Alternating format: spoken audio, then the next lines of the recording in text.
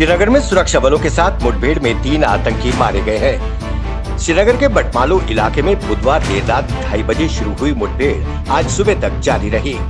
Police और CRPF के जवानों ने मोर्चा संभाला और आतंकियों को मुंह तोड़ जवाब दिया। जम्मू कश्मीर के डीजीपी दिलबाग सिंह ने तीनों आतंकियों के मारे जाने की पुष्टि करते हुए बताया कि उनके शवों को कब्जे में ले लिया गया है। उनके पास से कई तरह के हथियार भी बरामद किए गए हैं। उन्होंने मुठभेड़ के दौरान एक नागरिक की मौत पर अफसोस जताया और बताया कि सीआरपीएफ के एक डिप्टी कमांडेंट घायल हो गए हैं। उन्हें अस्पताल में भर्ती कराया गया है। उन्होंने बताया कि श्रीनगर में एक वर्ष में अब तक 7 ऑपरेशंस में 16 आतंकियों को ढेर किया जा चुका है। कुल आंकड़ों की बात की जाए तो इस वर्ष अब तक 72 ऑपरेशंस चलाए गए, जिनमें 177 आतंकियों का सफाया हुआ। इनमें पाकिस्तान के भी कई आतंकी शामिल थे। आप लोग जानते हैं कि जो जहाँ का अपना जम्मू और कश्मीर के हालात हैं, इसके चलते जगह जगह पर एंगेजमेंट्स ऑपरेशनल जो हैं वो जारी हैं। आज भी ऐसा ही एक ऑपरेशन बटमालू के एरिया में श्रीनगर सिटी में हुआ, जिसमें 3 दहशतगर्द मारे गए। दुख की बात यह है कि हम लोग जब ऑपरेशन लॉन्च ही कर रहे थे सुबह, very early in the morning, कुछ 3 बजे के आसपास,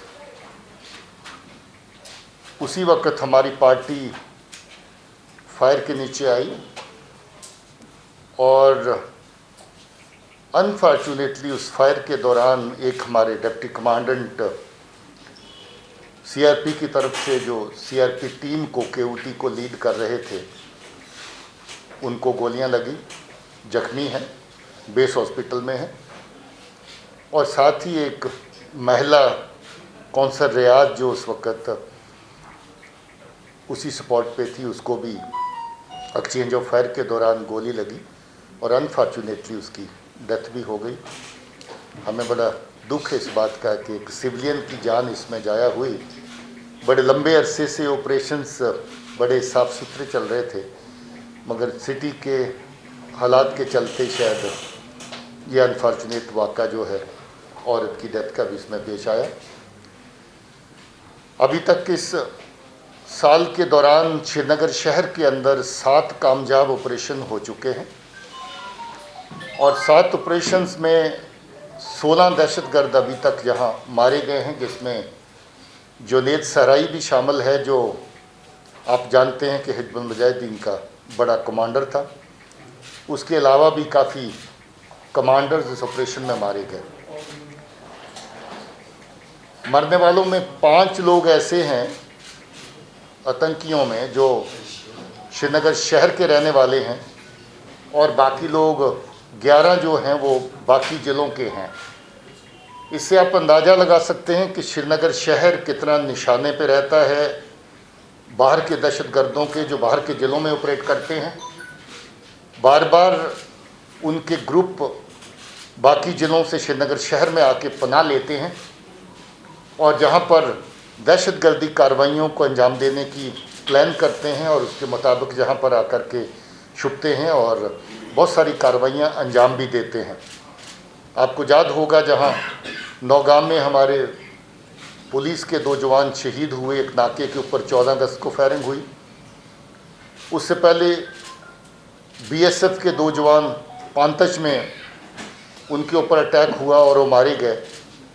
इसके अलावा पंथा चौक में हमारे नाके के ऊपर फायर हुआ, जिसमें हमारे जाबाज बहादुर जो एसओजी के हमारे बहुत पुराने मेंबर थे, उनकी डेथ हुई, मगर जवाबी कार्रवाई में 3 दहशतगर्द उसमें भी मारे गए। जिस साल कुल मिलाकर के अभी तक बड़ा कामयाब साल है। अमन व अमान के ख्याल से अगर देखें तो बहुत हद तक 19 के मुकाबले में 20 का साल हर पैरामीटर के ऊपर ज़्यादा बेहतर दिखाई देता है। ऑपरेशंस के हवाले से अगर देखें तो अभी तक 72 ऑपरेशंस इस साल के अंदर हम लोग कर चुके हैं, जिसमें 177 दहशतगर्द अभी तक मारे गए हैं, जिसमें 12 दहशतगर्द जम्मू के खिते में मारे गए और 165 जहां पर मारे गए। इसमें काफ़ी बड़ी तादाद फॉरेन टेररिस्ट की है जिनका ताल्लुक पाकिस्तान से है। इनमें 22 टेररिस्ट जो हैं वो अभी तक जो मारे गए हैं वो पाकिस्तान से जुड़े हुए फॉरेन टेररिस्ट हैं। इससे ये भी साफ जाहिर होता है कि पाकिस्तान की इन्वॉल्वमेंट दहशतगर्दी कार्रवाइयों में डायरेक्ट कितनी ज़्यादा है। ख़ासतौर पे जैश और लश्कर के बीच में जो आतंकी काम करते हैं, दहशतगर्द काम करते हैं, उसमें काफ़ी बड़ी तादाद जो है पाकिस्तान से भेजे हुए उनके अपने दहशतगर्दों की है। मैं ये समझता हूँ कि फोर्सेस जिस तरीके से अच्छा काम ग्राउंड के ऊपर कर रही हैं, आने वाले वक्त में ऑपरेशन के फ्रंट के ऊपर और पीस बिल्डिंग के फ्रंट के ऊपर भी हमें और कामयाबी मिलती रहेगी। फोर्सेस की तरफ से हमारी कोशिश रहेगी कि हम कोलेटरल डैमेज जितना अवॉइड कर सकें हर हाल में उसको अवॉइड करें। हमारी ये भी कोशिश रहेगी, जैसे आपने पहले देखा है कि हम लोग हर जगह कोशिश करते हैं कि अगर कोई दहशतगर्द इवन एक्सचेंज ऑफ फायर के दौरान भी सरेंडर करना चाहता, इस तरह की मिसालें हमारे सामने आई हैं, तो हम उसको मौका दें। बहुत सारे मौके ऐसे दिए भी गए और हमारी ये भी कोशिश है कि अगर कोई नौजवान बच्चा गलत रास्ते पे चला गया है उसको वापस लाएं। इसकी एक नहीं बल्कि बहुत सारी मिसालें हमारे पास पहले से हैं। बहुत सारे बच्चे वापस लौटे हैं, ख़ासतौर में साउथ कश्मीर में। उनका जिक्र हम ज़्यादातर नहीं करते क्योंकि उनकी अपनी सुरक्षा, उनकी अपनी सेफ्टी का सवाल रहता है, मगर 20 के करीब ऐसी तादाद लोगों की है जो दहशतगर्दी ज्वाइन करने के बाद भी वापस लौट करके अपने परिवार के साथ फिर से मिले हैं। मैं फिर से अपील करना चाहता हूं नौजवान बच्चों को भी कि वो गलत रास्ता अख्तियार ना करें, क्योंकि आपका गलत रास्ता न सिर्फ आपको ख़तरे में डालता है बल्कि हमारे समाज को, हमारे माशरे को, हमारे लोगों को ख़तरे में डालता है। जहाँ जहाँ दहशतगर्द की गोली पहुँचती है, बंदूक पहुँचती है, जहाँ जहाँ दहशतगर्द का ग्रेनेड पहुँचता है, वहाँ जान माल का नुकसान किसी न किसी सूरत में ज़रूर होता है। हम लोग इसको तभी अवॉइड कर सकते हैं अगर हम अमन के रास्ते को अपनाएं और दहशतगर्दी के रास्ते को तर्क करें। मैं समझता हूं कि पाकिस्तान की तरफ से कोई भी कोशिश जाया नहीं की जा रही। जहां भी वो हमारे लोगों को वर्गला सकते हैं, हमारे नौजवान बच्चों को गलत रास्ते पे डाल सकते हैं, वो हर तरह की कोशिश करते हैं। नई नई तंजीमें खड़ी करने की कोशिश फिर से हो रही है। अल बदर को फिर से ज़िंदा करने की बात हो रही है। PAFF जैसी तंजीमें नहीं आ रही हैं। TRF के बाद ये नया एडिशन है और ये तमाम जितनी भी नई तंजीमें उठाने का चर्चा, इनको ज़िंदा करने का और नई तरह से पैदा करने का सिलसिला है, वो ज़्यादातर कराची में बैठ कर के पाकिस्तान की एजेंसी जो हैं उसको प्लान भी करती हैं और एग्जीक्यूट भी करती हैं।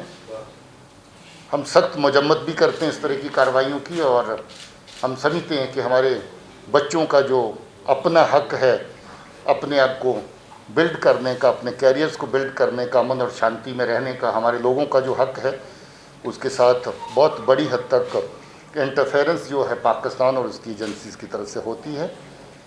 मैं फिर से जो हमारी महिला जिसकी जो रात वाले ऑपरेशन के दौरान एक्सचेंज ऑफ फायर में डेथ हुई, उस पर खेद व्यक्त करता हूँ।